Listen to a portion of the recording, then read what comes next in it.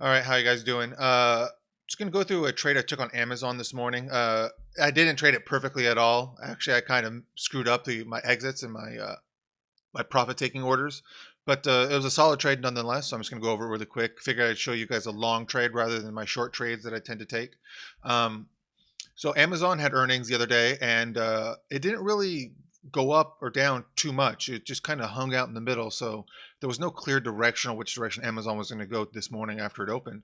So I just hung out for the first couple minutes just watching, and you see here it was just kind of ranging, figuring out what it was going to do. It was below VWAP, little red candle initially, so it looked like it might have been bearish, but on these following three candles, on these 1 minute candles, you see these big bottom wicks, bottom wick, bottom wick, bottom wick.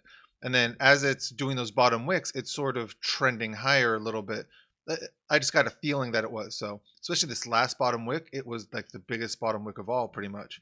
And and as it was creeping back up towards VWAP with all these three bottom wicks in a row, I knew it was going to push.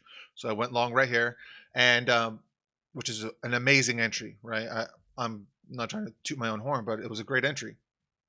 And a little risky because it was below VWAP, but with these bottom wicks, that was just so much buying pressure. And so it broke VWAP and it pushed higher. And this is where I screwed up. I took my profit taking orders way too quickly. I was just so anxious. I'm not used to, Amazon's range because I don't trade it that often. So yeah, you see it move all, these, dollar moves at a time, just two, $1, $2, $3 at a time.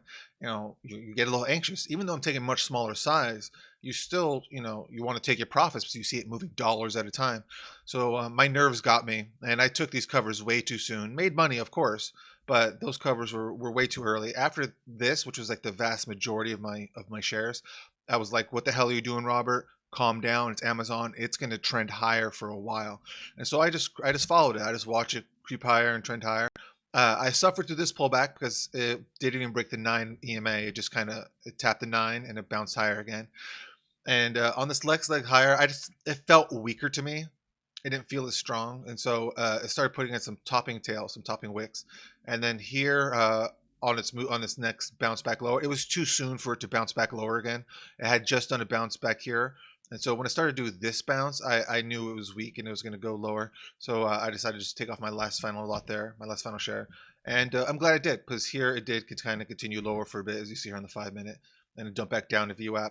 So Amazon was a great trade. Very happy with it. I had an amazing entry, but my nerves got the better of me when it came to scaling out. So that's something I got to work on. I've mentioned in other videos before, just being more patient, letting my winners run, trusting my decision. That's something I struggle with, not trusting my decision.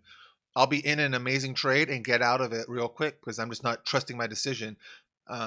Stocks aren't always as clean as Amazon. Amazon gave me resolution and a clear direction pretty quickly after my entry. So that definitely puts you at ease.